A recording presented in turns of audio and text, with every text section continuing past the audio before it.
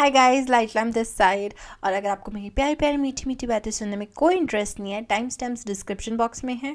आप अपनी video content के हिसाब से स्किप कर सकते हो। आप अगर उस पर क्लिक करोगे, जो ब्लू वाले वहाँ पे नंबरिंग लिखी होगी, वीडियो वहीं तक स्किप हो जाएगी। एनीवे, अभी बात करते हैं देवी तारा के बारे में। तो फर्स्ट ऑफ ऑल सॉरी, क्योंकि मैंने कई चीज़ें मिस कर दी हैं।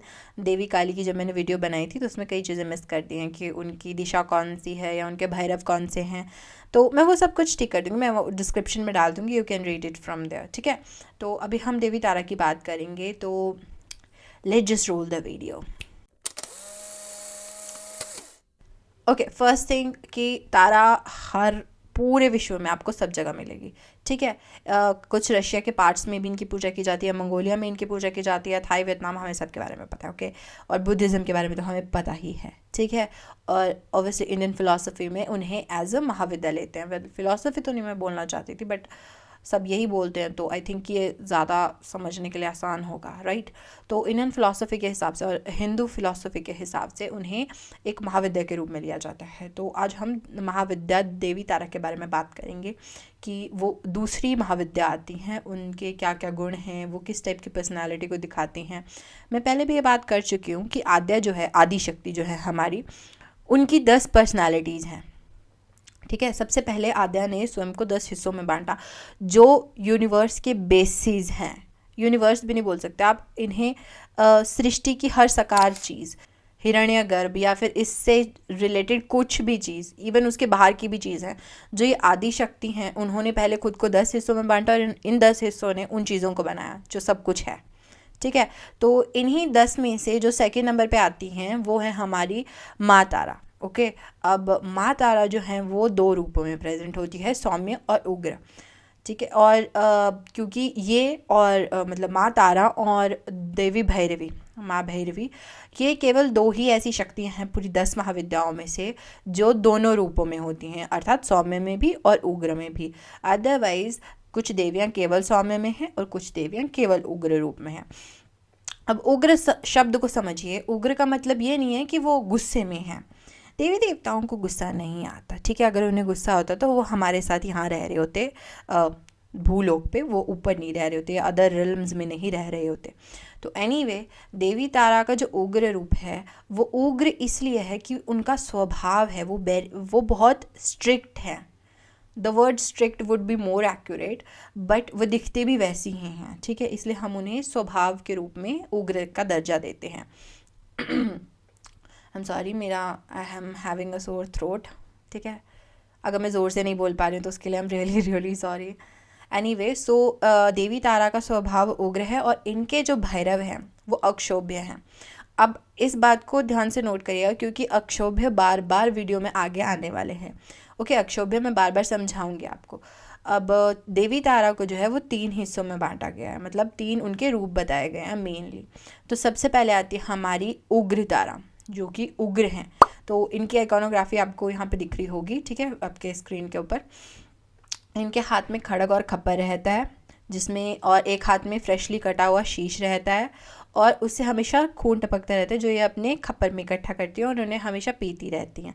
ठीक है, और इनके मतलब जब ये, क्योंकि ये कॉन्टीन्यूसली रक्त पिए जा रही हैं, तो इनकी जो जीभ बाहर निकली रहती है वो हमेशा ही टपकती रहती है, और वो हमेशा खून से टपकती रहती है। और जो इनका एक हाथ फ्री है, उसमें एक कैंची है, जो कि आपके जितने भी कर्म हैं या फिर बंधन हैं, ठीक है, हम सब माया के जाल में फंसे हुए हैं। ठीक है, तो देवी तारा की जो ये कैंची है, ये हमारे इन्हीं माया के बंधनों को मुक्त करवाने वाली है। और जो इनका, और क्योंकि ये लंबोदरी हैं, ठीक है, जैसे आप स्क्रीन पर भी देख रहे हो कि इनका लंबोदरी का अर्थ होता है जिनका पेट हो। ठीक है, लंबोदर या लंबोदरी, गणेश भगवान जी को लंबोदर कहते हैं और देवी तारा को लंबोदरी। तो जितनी भी देवी लंबोदरी हैं, ठीक है, जितनी भी देवी की फॉर्म्स हैं जो कि लंबोदरी रूप में बैठी हैं, वो सब या तो तारा स्वयं ही हैं, या तो फिर तारा, वो तारा का एक स्वरूप है, या तो उनका अंश है, या तो वो तारा से किसी न किसी प्रकार से जुड़ी हुई हैं। तो देवी लंबोदरी क्यों है? देवी लंबोदरी इसलिए है क्योंकि वे अपने पेट में हर जीव का भक्षण करती हैं। अब इनका दूसरा नाम भवतारिणी भी है, अर्थात इस भव सागर से, यानी भव सागर माने कि हमारा भूलोक, इस माया के जाल से मुक्त करवाने वाली जो देवी हैं वे तारा हैं, और ये भव तारिणी है, अर्थात ये भव सागर से हमें पार करवाने वाली हैं। अतः इनका जो पेट है उसमें सभी जीवों का वास है, सारी मतलब कीड़े मकोड़ों से लेकर इंसान, महापुरुष, महाज्ञानी सब इन्हीं के गर्भ से आए हैं। पानी, हवा, खाना, element, everything is from her womb, ठीक है। और ये प्रत्यालीड़ा मुद्रा में शिव के ऊपर विराजमान होती हैं। अब पहली बात कि वो शिव नहीं है, वो शिव रूप में शव है, मतलब वो जो नीचे व्यक्ति लेटे हुए हैं वो बेशक आपको शिव की तरह दिख रहे हैं, बट वो शव बन चुके हैं, वो निर्जीव हो चुके हैं। तो इसके बारे में अभी हम बात करेंगे कि वो शिव के ऊपर क्यों है। बट प्रत्यालीड़ा मुद्रा क्या होती है, अर्थात एक पाँव आगे रखे, धनुष जब हम चलाते हैं तो एक पाँव मतलब ऐसे खींचते हैं ना उसको, तो एक पाँव हमारा आगे होता है और एक पीछे होता है। जब भी आप कभी उसमें देखेंगे, पिक्चर्स वगैरह में देखेंगे, तो मतलब जो इंडियन पेंटिंग्स वगैरह उनमें देखेंगे तो आपको ये प्रत्यालीड़ा मुद्रा में दिखेंगे सब लोग। तो वो प्रत्यालीड़ा मुद्रा में हैं और उनका पाँव सदा ही अपने भैरव के ऊपर रहता है, यानी अक्षोभ्य के ऊपर रहता है, यानी शिव के ऊपर रहता है। अब वो निर्जीव रूप में शिव हैं, ठीक है, इस बात को ध्यान से समझिए, वो अभी निर्जीव रूप में हैं। और वो क्यों हैं, क्योंकि देखिए देवी तारा जो है वो हरण करने वाली देवी है। वो हरण किस चीज़ का करती हैं, अब वो आपकी ईगो का हरण करती हैं। अब ईगो वर्ड शायद किसी को ऐसा लगे कि मैं अहंकार की बात कर रही हूँ, पर मैं उस घमंड वाले अहंकार की बात नहीं कर रही हूँ। मैं बात कर रही हूँ वो नॉर्मल अहंकार जो आपको जीवन में जिसकी आवश्यकता होती है, जो आपको जीवित रखता है, ठीक है। अहंकार का अर्थ यही नहीं होता है कि घमंड करना है, ठीक है। अहंकार का ये भी अर्थ होता है कि आप किसी चीज़ या वस्तु के प्रति सचेत हैं और आप उसे एज अपना लेते हैं। ये मेरा है, वो मेरा नहीं है, मतलब वो कोई सड़क पे चलता हुआ व्यक्ति हो सकता है, ठीक है, या फिर वो कोई कुछ भी हो सकता है। साधु संत इसी चीज़ को ख़त्म कर देते हैं, इसलिए वो महान बनते हैं। जबकि हम जैसे इंसान जो गृहस्थ में, वो कहते हैं ये मेरा भाई है, ये मेरी बहन है, ये मेरी माता है, ये मेरे पिता है, ये सब कुछ है ना। विश्व कुटुंबकम जो है वो साधुओं की वो रहती है, और उसका अर्थ भी एक तरह से यही होता है। तो जो देवी तारा हैं वो हमारी हर टाइप की ईगो को ख़त्म कर देती हैं। जब हर टाइप की ईगो ख़त्म हो जाएगी तब इंसान के पास कुछ भी शेष नहीं रह जाता। अब ऐसा क्यों है, क्योंकि देखिए आपको कार ड्राइव करने के लिए एक सर्टेन टाइप का अहंकार चाहिए, आपको खाना बनाने के लिए एक सर्टेन टाइप का अहंकार चाहिए, आपको अगर कहीं जाना है तो अहंकार चाहिए, या कहीं और आपको किसी कुछ भी कार्य करना है, आपको सबसे पहले अपने आप को उस कार्य के साथ आइडेंटिफाई करना पड़ेगा कि ये मेरी चीज़ है, ये मुझे करना है, ठीक है, या फिर ये मेरी इच्छा है, ये वो कुछ भी होगा, वो आपकी पहले इच्छा होनी चाहिए। तो वो चीज़ जो इच्छा पैदा करती है वही आपका अहंकार है। तो ये सारे प्रकार के अहंकारों को खींच लेती हैं। जब इन्होंने सारे प्रकार के अहंकार खींच लिए तो व्यक्ति क्या हो गया, निर्जीव। तो शिव क्या बन गए हैं, निर्जीव। और इनके शिव या भैरव का नाम अक्षोभ्य इसलिए भी है क्योंकि वे अनशेकेबल हैं, मतलब वो हिलाए नहीं जा सकते, क्योंकि अब वो निर्जीव बन चुके हैं, ठीक है। और वो निर्जीव कैसे बने, क्योंकि देवी तारा ने उनका सब कुछ छीन लिया। तो यदि हमें देवी को स्वयं के भीतर जगाना है, उग्र तारा को अपने भीतर जगाना है, तो हमें अक्षोभ्य जैसा अनशेकेबल होना पड़ेगा, अर्थात वह जो किसी चीज़ से ना हिले, जिसका निश्चय इतना दृढ़ हो कि उसका शरीर मिट जाए पर उसका निश्चय ना मिटे। तो हम अब दूसरी तारा के बारे में बात करते हैं, जो दूसरी टाइप की हैं, वे हैं हमारी नील सरस्वती। अब मैंने ये पिछले वीडियो में भी ये बात की थी कि जो देवी है, देवी तारा हैं, वो पूरे के पूरे ब्रह्मांड जो है वो उनकी एम्बॉडीमेंट है। मतलब माने कि ये जो पूरा ब्रह्मांड है जिसके अंदर आप और हम रह रहे हैं, वो देवी तारा का शरीर है। अब ये नील सरस्वती जी क्यों हैं, मतलब कोई और तारा का रूप क्यों नहीं, वो इसलिए क्योंकि जो टुकड़ों टुकड़ों में पड़ी हुई सारी नॉलेज है या ज्ञान है, ठीक है। अब नॉलेज और ज्ञान, यहाँ पे लिटरल नॉलेज और ज्ञान मत लीजिए, साकार रूप जो भी हैं वो शक्ति ही है स्वयं, ठीक है। क्योंकि शिव या पुरुष ऊर्जा निराकार है, हम ये स्टार्टिंग से बात करते आ रहे हैं। तो जो निराकार है उसका रूप नहीं हो सकता, केवल साकार चीज़ों का रूप हो सकता है। तो जो कुछ भी साकार है, जो कुछ भी पूरे विश्व में या पूरे सृष्टि में जो कुछ भी साकार है वो बिखरा हुआ है, ठीक है। ये वही बिखरा हुआ चीज़, ये वही बिखरी हुई तारा हैं जो कि जब इकट्ठी कर दी जाती हैं, ये ज्ञान, ये सब कुछ, मतलब हर मटेरियल चीज़ इकट्ठी कर दी जाती है, तो वो इकट्ठे होके जो बनता है वो है हमारी नील सरस्वती, वो उनकी एम्बॉडीमेंट है पूरा यूनिवर्स। तो कभी जब हम बात करते हैं ना मॉडर्न स्पिरिचुअलिटी में कि यूनिवर्स हमें ये दे दो, यूनिवर्स से ये मांगो, यूनिवर्स वो बोल रहा है, ये वो फलाना ढिमकाना, तो वो सब कुछ क्या है, वो नील सरस्वती ही है, वो देवी तारा का थोड़ा सौम्य रूप है। अब आते हैं एक जटा तारा के बारे में। अब एक जटा तारा भी कहीं ना कहीं उग्र तारा की तरह ही हैं, जिन्हें बुद्धिस्ट कल्चर में ब्लू तारा भी कहा जाता है, बट वो टोटली उग्र तारा की तरह नहीं है। अब के उनमें और उग्र तारा में अंतर क्या आता है, तो देखिए उग्र तारा शक्ति को अपने अंदर समाहित करने वाली हैं, ठीक है, वे हर प्रकार की शक्ति को स्वयं के भीतर समाहित करने वाली हैं। यदि नील सरस्वती ज्ञान है तो वो ज्ञान को समाहित करने की जो ऊर्जा है वे एक जटा तारा के पास है। और एक जटा तारा जो है वो मतलब एक जटा का अर्थ क्या हुआ, मतलब एक ही उसमें उनका एक ही पूरा एक ही जटा है, ठीक है, उसमें सब कुछ आपस में गुंथा हुआ है।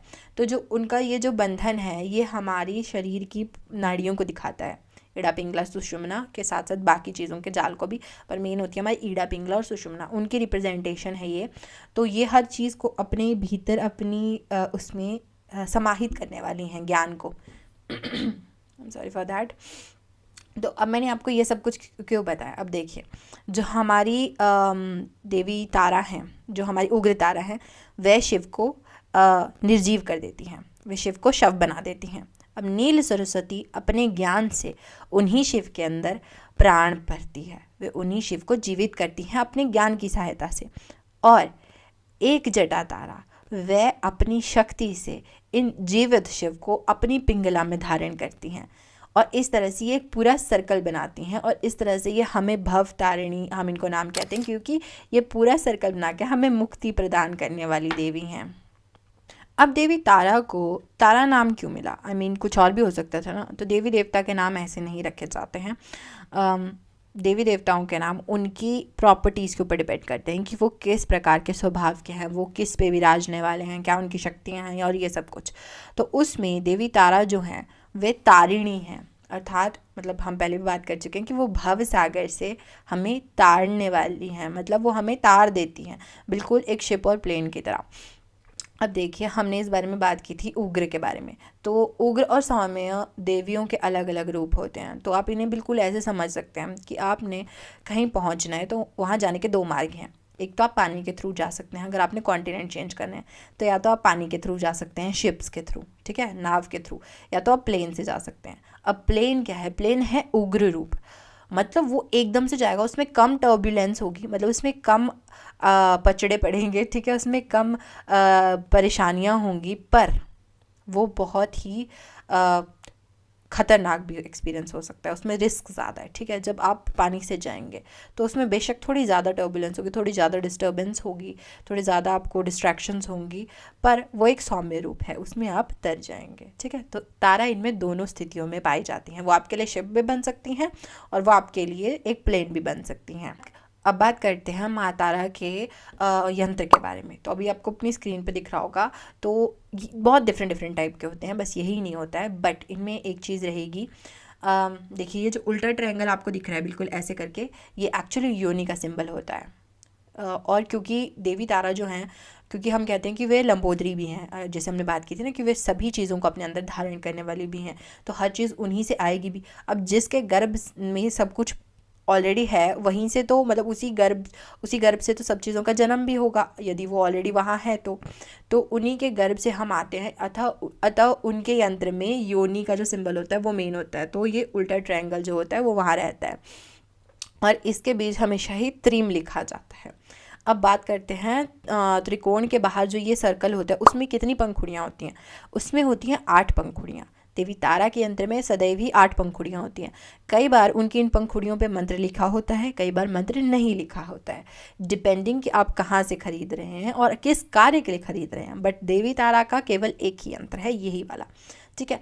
और अब बात करते हैं जो मेन चीज़ थी जिसके लिए मैं सुपर एक्साइटेड थी, और जो मुझे जब पता चला ना तो my mind just blue, okay, it blew apart. I was like oh my God, इतना मतलब इतना खतरनाक चीज़।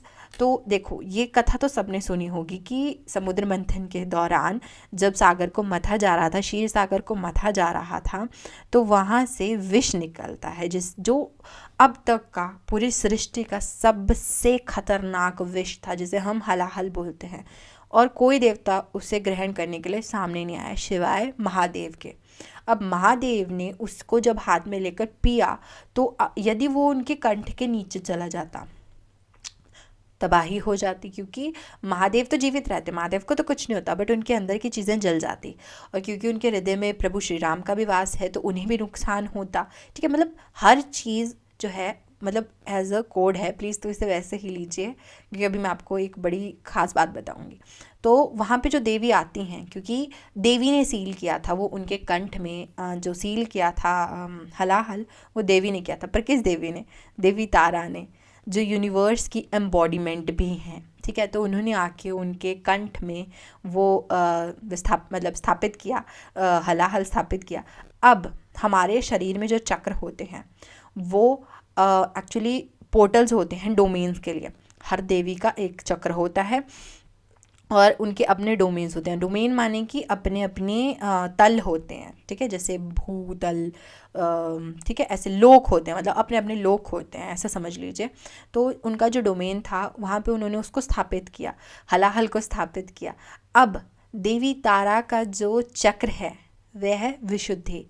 विशुद्धि के ऊपर कई बार लोग ये गलती करते हैं कि आपको अभी अपनी स्क्रीन पर दिख रहा होगा कि वो लोग इनकी विशुद्धि की होती हैं 8 पंखुड़ियाँ। पहले होती हैं उसकी 8 पंखुड़ियाँ, फिर 8 पंखुड़ियों के बाहर और 8 पंखुड़ियाँ होती हैं। ठीक है, तो लोग कई बार इसको इजी वे में लेने के लिए 16 पंखुड़ियाँ बना देते हैं। वो विशुद्धि की सही रिप्रेजेंटेशन नहीं है। विशुद्धि की सही रिप्रेजेंटेशन हम हैं, उसके बीच में फिर योनि का उल्टा वाला ट्रायंगल है, फिर सर्कल है, और बाद में 8 पंखुड़ियाँ हैं, जो कि देवी तारा के यंत्र का भी एक हिस्सा है। और क्योंकि ये जो 8 पंखुड़ियाँ हैं, अब देखिए, जो हमारा मूलाधार है, जो हमारा रूट चक्र है, उसमें होती हैं 4 पंखुड़ियाँ। ठीक है, मतलब हर चक्र में एक बाहर कुछ गिनती की पंखुड़ियाँ होती हैं। तो हमारा जो मूलाधार है, जो हमारी फिज़िकल फॉर्म है, उसका जो मेन हमारी फिज़िकल फॉर्म की जो मेन एस्टेब्लिशमेंट है, जिसको हम मूलाधार या रूट चक्र भी कहते हैं, मतलब ये हमारा बेस है, तो उसमें है 4 पंखुड़ियाँ। अब विशुद्धि क्या है? विशुद्धि भी बस यही है। विशुद्धि भी सिर्फ जन्म देने वाला चक्र है, पर किस फॉर्म में?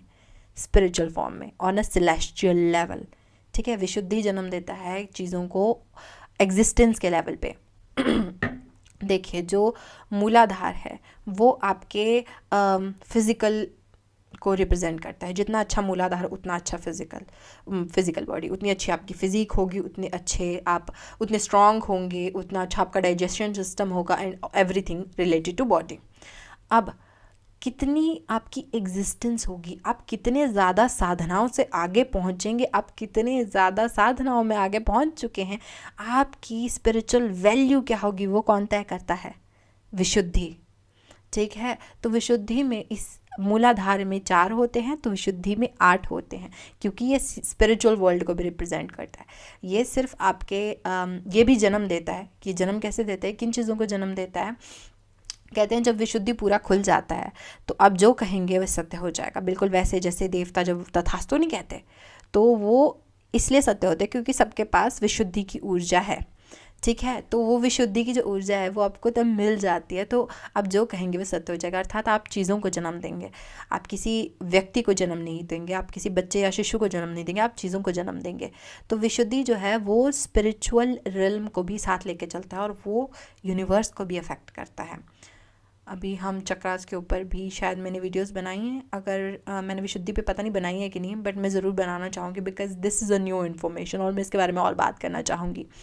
एनीवे, सो ये है हमारी तारा की रिप्रेजेंटेशन कि तारा विशुद्धि में विराजती हैं। ठीक है, तारा क्रिएशन की एनर्जी है। ठीक है, जैसे कि हमने बात की कि तारा लंबोदरी भी हैं और वो ही हमें जन्म देती है, और उनका जो मेन सिंबल है वो भी योनि है। तो तारा टोटली विशुद्धि से रिलेटेड है। यदि आप तारा के उसमें जाना चाहते हैं तो सबसे पहले आपको वात शुद्धि करनी पड़ेगी, क्योंकि भाई वो बैठती हैं यहाँ। ठीक है, अब कुछ लोग कहेंगे कि बगलामुखी भी तो हैं। हाँ, बगलामुखी के लिए देखो, वाद शुद्धि किसी भी चीज़ का आधार है, ठीक है, वो संपूर्ण नहीं है, वो किसी भी चीज़ का आधार है। बगलामुखी जो है वो आपकी ज़बान पे बैठेंगी, जो आपके शब्द बनेंगे वो बगलामुखी हैं, पर जो शब्दों को जन्म देगा, ठीक है, जैसे एक माता जन्म देती है और प्रथम गुरु होती है, पर आपको मार्ग एक गुरु ही दिखाते हैं, बिल्कुल उसी तरह बगलामुखी हमारे गुरु होंगे और जो हमें जन्म देने वाली माँ होगी वो माँ तारा होंगी, ठीक है, इसे इस तरह से ले सकते हैं। एनीवे, ये वीडियो ज़्यादा लंबी हो गई, मैंने इतनी सोची नहीं थी मैं इतनी बड़ी वीडियो बनाऊंगी। एनीवे, सो देवी तारा के पूरे भारत में केवल 2 ही मंदिर हैं। सबसे पहला तो वेस्ट बंगाल में तारापीठ मंदिर, वो देवी सती का वो एक वो भी है, शक्तिपीठ भी कह सकते हैं, मतलब क्या कह सकते हैं, वही है, शक्तिपीठ भी है, एक देवी तारा का जो शक्तिपीठ है वो है वेस्ट बंगाल में। दूसरा मंदिर जो है वो 18th सेंचुरी में हमारे हिमाचल के राजा सेन द्वारा लाया गया था वेस्ट बंगाल से ही, और उन्हें यहाँ पे स्थापित किया गया था। तो दूसरा मंदिर जो है पूरे भारत में वो शिमला में है, और वो तारा मंदिर है, देवी तारा मंदिर। इनके जो वाहन हैं वे गीदड़ हैं, और इनके जो दिशा है वो ऊपर की ओर है, अर्थात ऊपर जाती हुई हैं।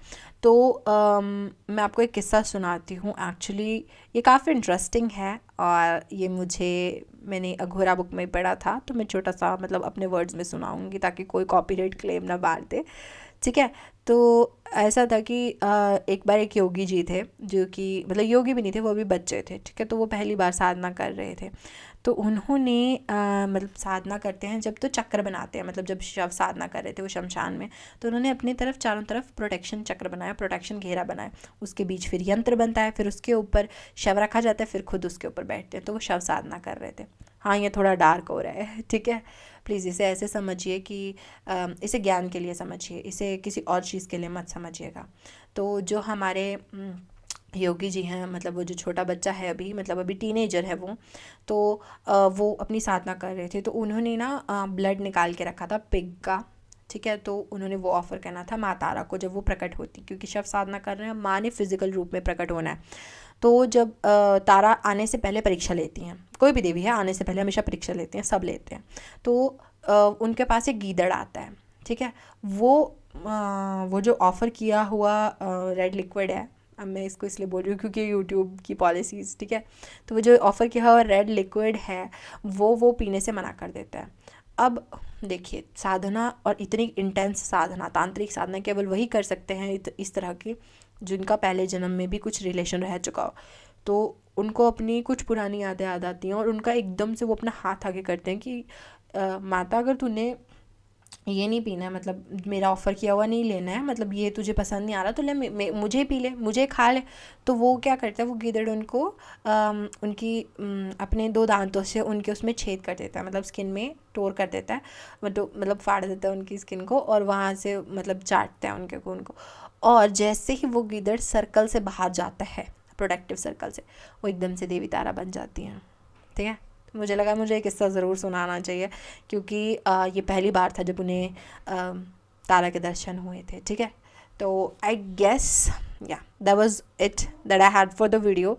अगर आपको कोई पर्सनल क्वेरी है आप मुझे नीचे लिख सकते हैं, मतलब मैंने मेल दे रखी है, आप वहाँ पे देख सकते हैं। बाकी जितनी भी वीडियो हैं, जितनी भी मैं प्लेलिस्ट बना रही हूँ, उन सब के लिंक्स नीचे मिल जाएंगे, ठीक है। काली का जो वीडियो है वो भी मैं आपको नीचे दे दूँगी, और अगर आपको महाविद्या से रिलेटेड जो मैंने रील्स बना रखी हैं, पूरी गाइड बना रखी है, वो भी मैं नीचे डाल दूँगी, ठीक है। उसमें संक्षिप्त में इन सब के बारे में सब कुछ लिखा हुआ है, मतलब मैंने ऑलरेडी बना चुकी हूँ, कंप्लीट हो चुकी है, वो आप वहाँ पे चेक कर सकते हैं। मेरे मीडियम के महाविद्या से रिलेटेड आर्टिकल्स भी आपको नीचे मिल जाएंगे। हाँ, मैं ऑब्सेस्ड हूँ महाविद्या से, ठीक है, अभी के लिए तो मैं बहुत ही ऑब्सेस्ड हूँ। एनीवे, इसके अलावा अगर आपको कुछ लगता है मैंने कुछ मिस कर दिया, सो कमेंट करो मैंने कौन सी देवी मिस कर दी है गलती से, ठीक है। जानबूझ के तो मैंने कुछ नहीं किया, ओके। और मुझसे जो रह गया, और अगर आप किसी और टॉपिक पे वीडियो देखना चाहते हैं ज़रूर करें, पर मैं पहले डिस्क्लेमर दे दूँ कि पहले मैं 10 महाविद्या पूरी करूँगी, मैं उसी के बाद वीडियो बना सकती हूँ किसी और टॉपिक पे, ठीक है। तो anyway, that was it for the video, and I will see you next time with another video, and I will see you next time. Bye bye guys.